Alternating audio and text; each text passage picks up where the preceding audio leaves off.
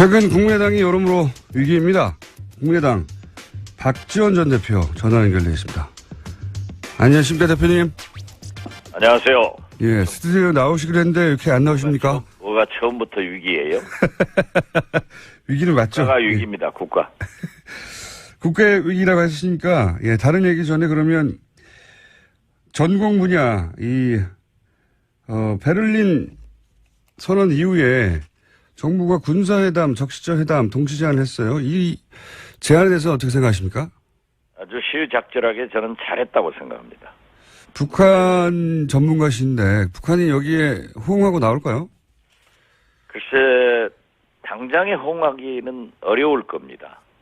그렇지만은 우리 정부의 이러한 군사회담, 적십자회담의 제안에 대해서 생각하는 기회를 갖고 지금 현재 자기들의 상황이 결코 유엔 안보리 제재, 특히 중국의 제재가 조금 더 가속화되면은 견딜 수 없거든요. 그러니까 여러 가지를 생각하는, 그러면서도 우리가 또 받을 수 없는 그러한 것을 역제안할 수 있다. 저는 그렇게 봅니다. 혹시라도 문재인 정부에서 대표님에게 평양에 좀 다녀오라고 제안을 하면 어떻습니까? 저한테 다녀오라고 하겠어요? 김충수한테 다녀오라고 하지.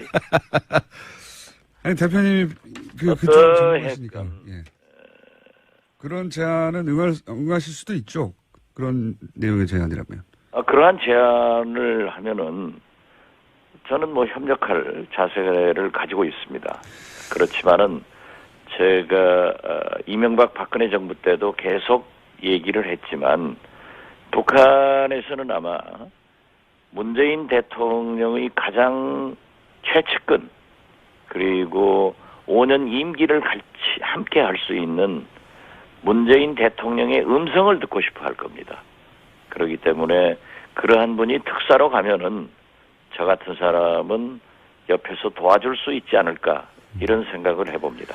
근데 뭐 대북 문제에 있어서는 대표님이나 문재인 정권이나 크게 길이 다르지는 않아 보여서요. 예. 똑같습니다. 그러니까요. 그래서 제가 여쭤본 것이기도 하고. 뭐, 최근 이야기부터 시작했으니까 이제 그러면 최근 이야기부터 거꾸로 거슬러 올라가 보자면, 예. 홍준표 대표가 결국 여야 영수회담에 안 갔어요. 이 문제는 어떻게 보십니까? 저는 홍준표 대표가 가야 된다고 봅니다. 가서 홍준표 대표가 하실 말씀을 대통령께 다 하시고 또 대통령의 말씀도 들어보는 것이 원칙이지 정치를 살리자, 소통을 강조하면서 대통령의 모임에 가지 않는 것은 옳지 않다 이런 생각 같습니다. 왜 안 갔을까요?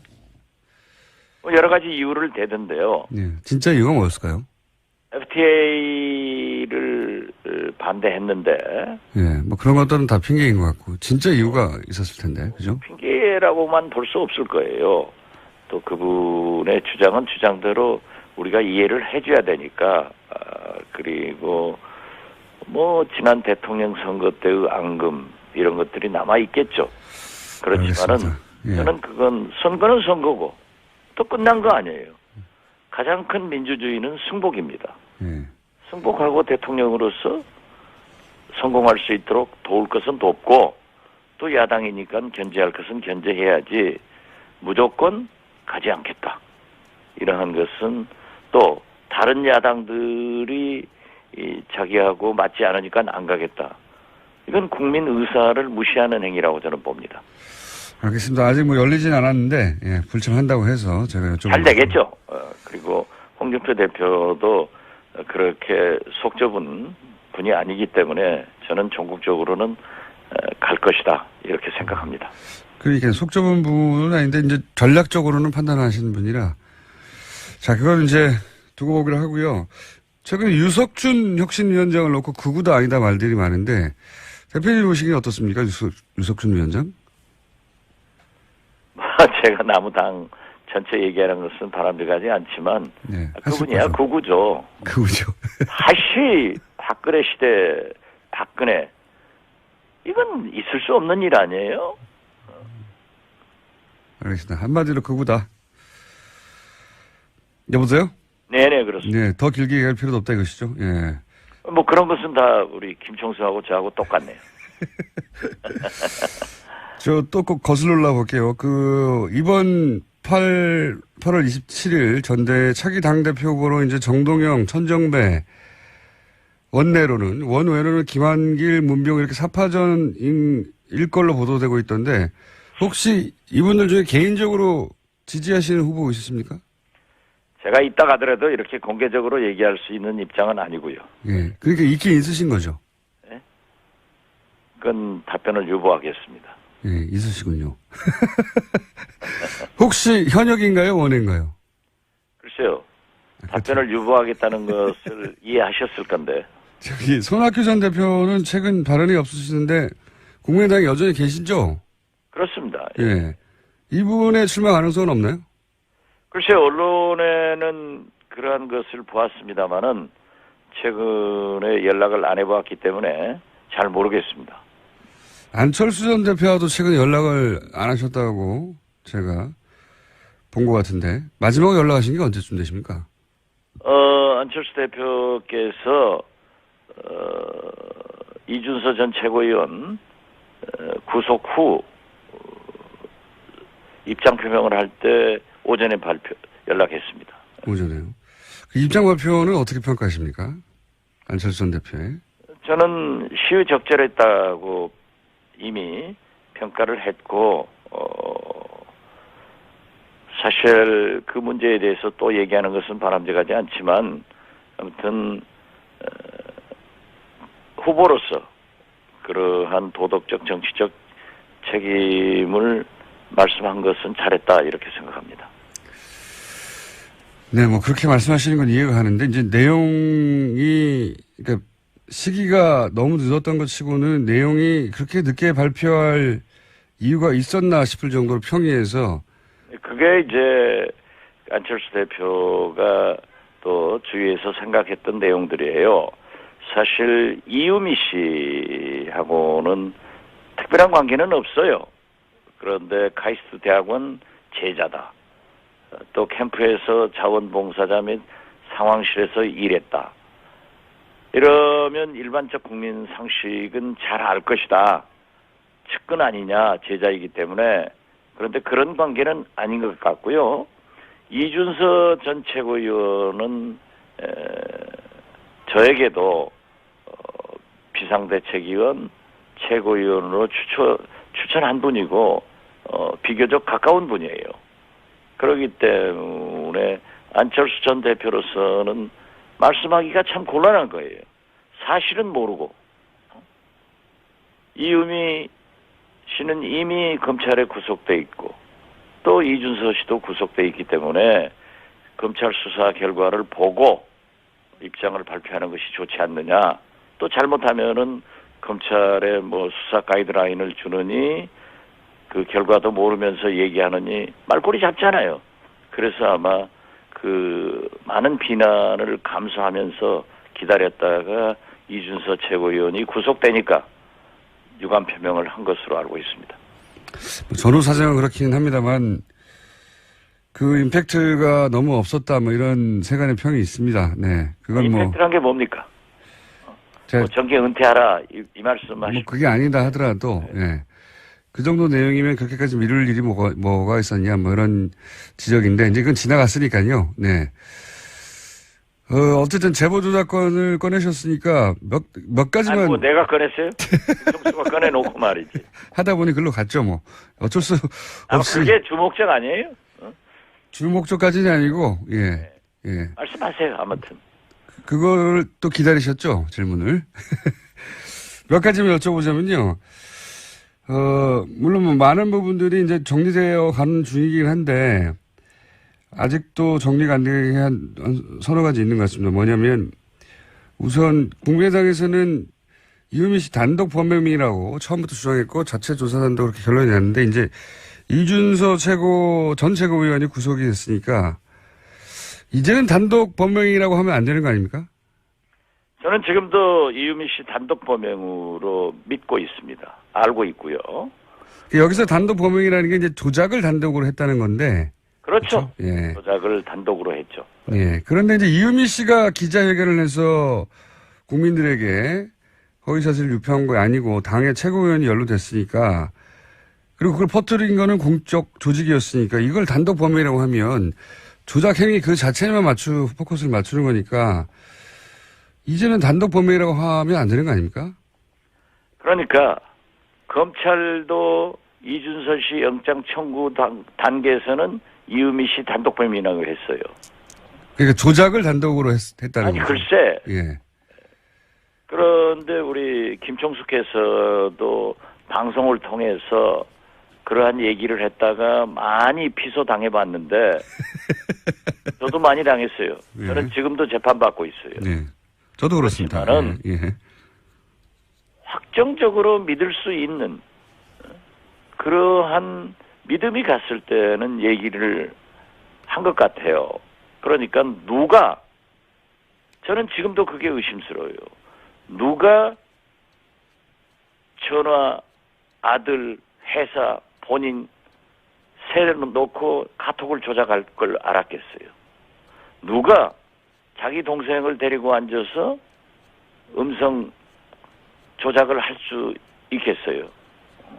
그렇기 때문에 이준서 씨는 믿었고 또 파슨스쿨 그분들이 다녔다는 그러한 명단인가 뭐 서류상 확인을 했고 또 전화번호를 달라고 하니까 이메일 전화를 주니까 기자들이 그러한 내용으로 인터뷰 이메일을 보내도 본인이 열어보기는 했는데 답변이 없으니까 그러면서 이유미 씨는 이 두 분이 대기업에 다니고 있기 때문에 자기들의 신상이 밝혀지는 걸 원하지 않는다. 이런 것에서 완전 범죄에 따라서 넘어갔던 것 같아요. 물론 제가 다시 말씀드립니다마는 철저한 검증 또 이러한 사태에 대해서 당시 당대표였던 저로서는 무한 책임을 가지고 있습니다. 잘못된 거예요. 그렇기 때문에 사과를 했어요. 그렇지만 지금은 법적 사실로 넘어갔기 때문에 우리 입장에서는 지금 현재도 이준서 씨도 구속된 상태에서 어제까지 9번 하루에 10시간 이상 조사를 받고 있단 말이에요. 그러면서도 보도 보면은 부인하고 있기 때문에 우리는 검찰 수사를 좀 지켜보자. 그리고 뭐 다음 주에 이준서 씨가 기소될 거니까 그때 보면은 나타나지 않느냐 이런 입장을 가지고 있습니다. 입장은 잘 알겠습니다. 이제 근데 이유미 씨가 혼자 기자회견을 만약에 했다면 뭐 공신력도 없고 파급력도 없을 텐데 이제 유력 대선 후보를 낸 공당이 사실이라고 하니까 모든 매체가 바다를 쓴 거고 그리고 이제 최고위원까지 구속이 됐으니까 이거를 이제 조작이라는 사실 자체 그걸 제작한 사람에만 포커스를 맞춰서 단독 범행이라고 하면 안 될 것 같다고 제가 여쭤보는 건데 이제 알겠습니다. 똑같은 답변이 나올 것 같아서 그럼 다음으로 넘어가겠는데 예. 우리 김어준 총수도 방송을 하면서 그러한 것이 검증을 해서 믿을 수 있다라고 했으니까 방송했지만은 비소당해가지고 얼마나 고생을 했어요. 지금 다 끝났어요? 아직도 안 끝났는데요. 안 끝났으면 말할 자격이 없어요. 아니죠.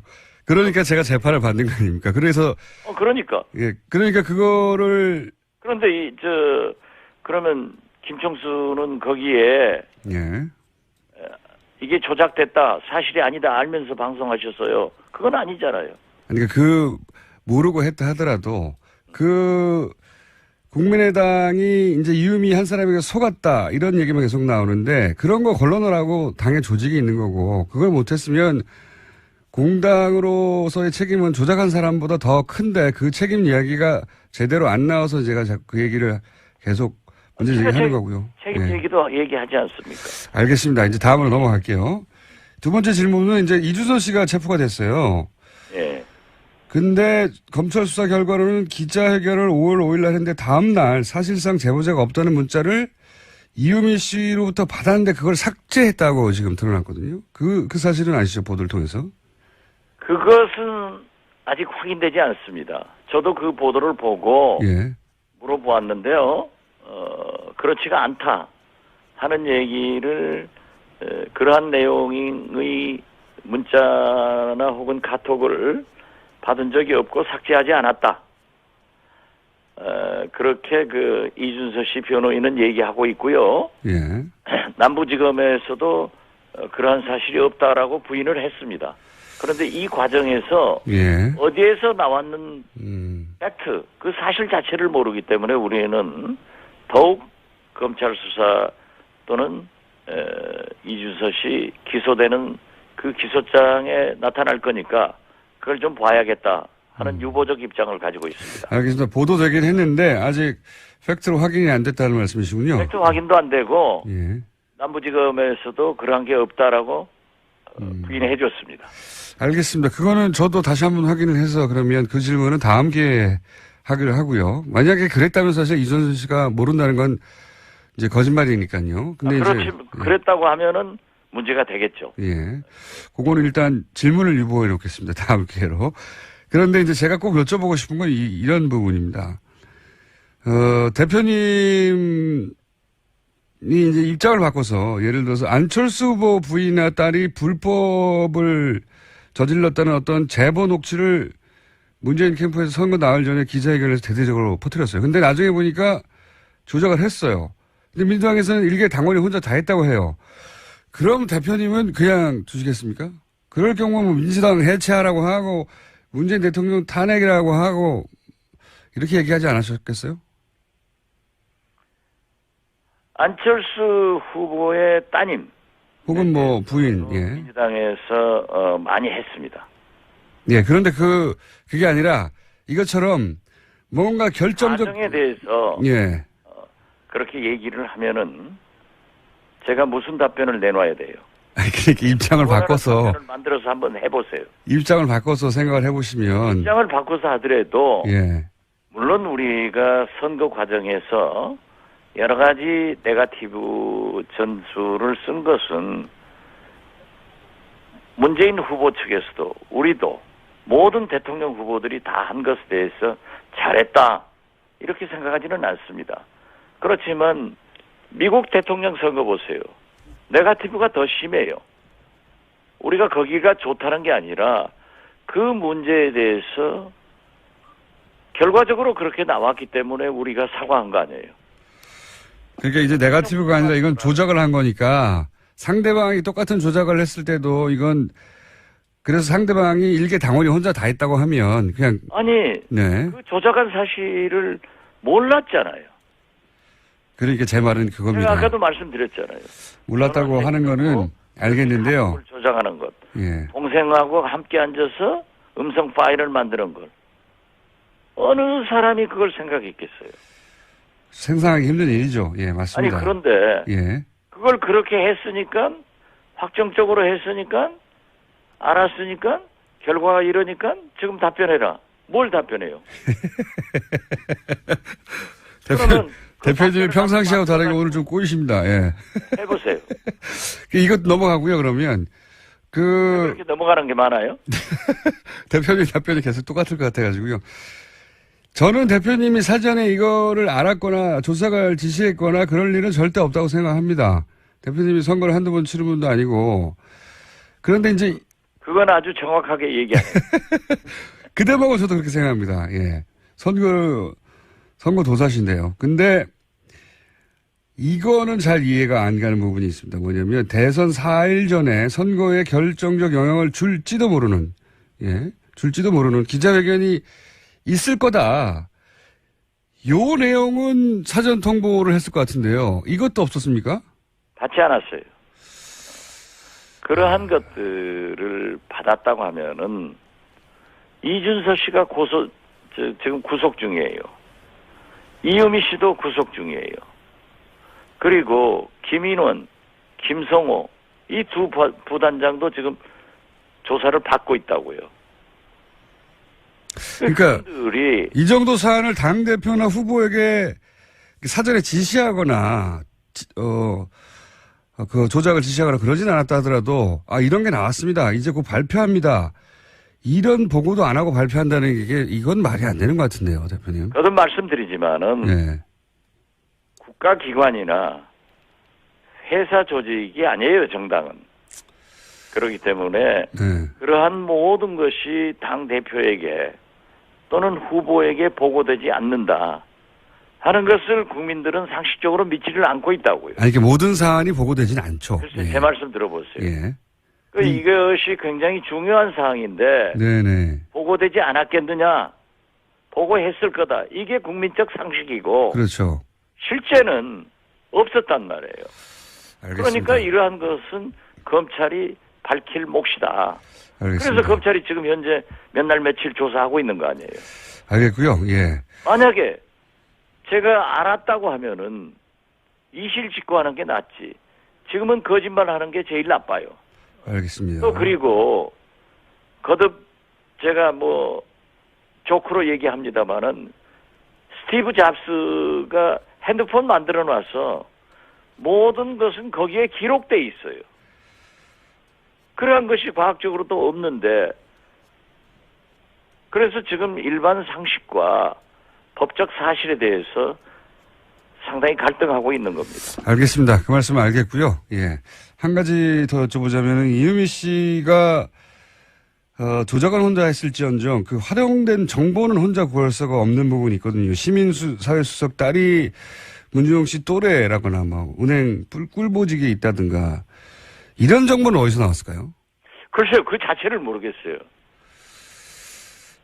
왜냐하면 문준용 씨 개인도 시민사회수석 등으로 당의 진상조사단이 구성됐을 때는 이미 이유미 씨의 신변은 검찰에 확보돼 있었단 말이에요. 그러니까 이게 이유미 씨 혼자서 알 수 없는 정보라는 건 인정하시죠?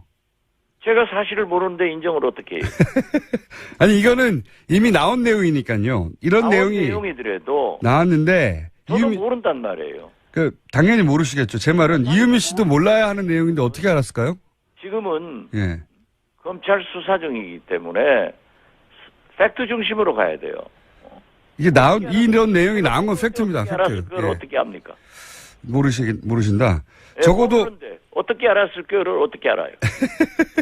그러면 최소한 이게 개인이 알 수 없는 정보라는 건 맞죠? 그 자체도 모르겠어요, 나는. 개인이 알 수 없는 정보는 맞지 않습니까? 예. 알겠습니다. 자기가 어디에서 어떻게 습득을 했는지 그러니까 이준서 씨는 끝까지 예. 그 두 사람의 증인만 보호를 하면 된다. 이렇게 한 것 같아요.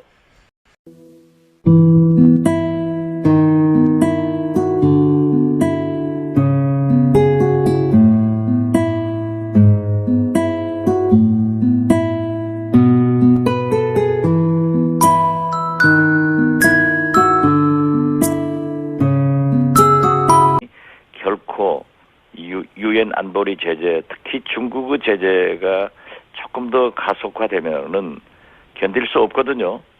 그러니까 여러 가지를 생각하는 그러면서도 우리가 또 받을 수 없는 그러한 것을 역제안할 수 있다. 저는 그렇게 봅니다.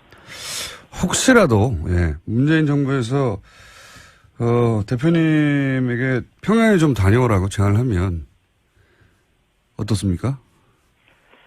저한테 다녀오라고 하겠어요? 김충수한테 다녀오라고 하지. 아니 대표님이 그쪽을 전문가시니까 그런 제안은 응하실 수도 있죠. 그런 내용의 제안이라면. 그러한 제안을 하면은 저는 뭐 협력할 자세를 가지고 있습니다. 그렇지만은 제가 이명박 박근혜 정부 때도 계속 얘기를 했지만 북한에서는 아마 최근 국민의당이 여러모로 위기입니다. 국민의당 박지원 전 대표 전화 연결되어 있습니다. 안녕하십니까 대표님. 안녕하세요. 예, 스튜디오 나오시기로 했는데 이렇게 안 나오십니까? 뭐가 처음부터 위기예요? 위기는 맞죠? 국가가 위기입니다. 국가. 국가 위기라고 하시니까 다른 얘기 전에 그러면 전공 분야 베를린 선언 이후에 정부가 군사회담, 적시적 회담 동시 제안을 했어요. 이 제안에 대해서 어떻게 생각하십니까? 아주 시의적절하게 저는 잘했다고 생각합니다. 북한 전문가신데 북한이 여기에 호응하고 나올까요? 글쎄 당장에 호응하기는 어려울 겁니다. 그렇지만은 우리 정부의 이러한 군사회담, 적십자회담의 제안에 대해서 생각하는 기회를 갖고 지금 현재 자기들의 상황이 문재인 대통령의 가장 최측근 그리고 5년 임기를 같이 함께 할 수 있는 문재인 대통령의 음성을 듣고 싶어 할 겁니다. 그렇기 때문에 그러한 분이 특사로 가면은 저 같은 사람은 옆에서 도와줄 수 있지 않을까 이런 생각을 해봅니다. 근데 뭐 대북 문제에 있어서는 대표님이나 문재인 정권이나 크게 길이 다르지는 않아 보여서요. 예. 똑같습니다. 그러니까요. 예. 그래서 제가 여쭤본 것이기도 하고. 뭐, 최근 이야기부터 시작했으니까 이제 그러면 최근 이야기부터 거꾸로 거슬러 올라가 보자면, 예. 홍준표 대표가 결국 그 여야 영수회담에 안 갔어요. 이 문제는 어떻게 보십니까? 저는 홍준표 대표가 가야 된다고 봅니다. 가서 홍준표 대표가 하실 말씀을 대통령께 다 하시고 또 대통령의 말씀도 들어보는 것이 원칙이지 정들이 자기하고 맞지 않으니까 안 가겠다. 이건 국민 의사를 무시하는 행위라고 저는 봅니다. 알겠습니다. 아직 뭐 열리진 않았는데 예, 불참한다고 해서 제가 여쭤본 잘 되겠죠. 그리고 홍준표 대표도 그렇게 속 좁은 분이 아니기 때문에 저는 전국적으로는 갈 것이다 이렇게 생각합니다. 그러니까 속 좁은 분은 아닌데 이제 전략적으로는 판단하시는 분이라 자 그건 이제 두고 보기로 하고요. 최근에 유석준 혁신위원장을 놓고 극우다 아니다 말들이 많은데 대표님 보시기엔 어떻습니까? 유석준 위원장? 제가 남우당 전체 얘기하는 것은 바람직하지 않지만 네, 그분이야 극우죠. 극우죠. 다시 박근혜 시대 박근혜 이건 있을 수 없는 일 아니에요? 알겠습니다. 한마디로 극우다. 여보세요? 네네 그렇습니다. 네, 더 길게 얘기할 치를 살리자. 소통을 강조하면서 대통령의 모임에 가지 않는 것은 옳지 않다. 이런 생각 같습니다. 왜 안 갔을까요? 여러 가지 이유를 대던데요. 네, 진짜 이유가 뭐였을까요? FTA를 반대했는데 예, 뭐 그런 것들은 다 핑계인 것 같고 진짜 이유가 있었을 텐데, 그죠? 핑계라고만 볼 수 없을 거예요. 또 그분의 주장은 주장대로 우리가 이해를 해줘야 되니까 그리고 뭐 지난 대통령 선거 때의 앙금 이런 것들이 남아 있겠죠. 그렇지만은 예. 저는 그건 선거는 선거고 또 끝난 거 아니에요. 가장 큰 민주주의는 승복입니다. 예.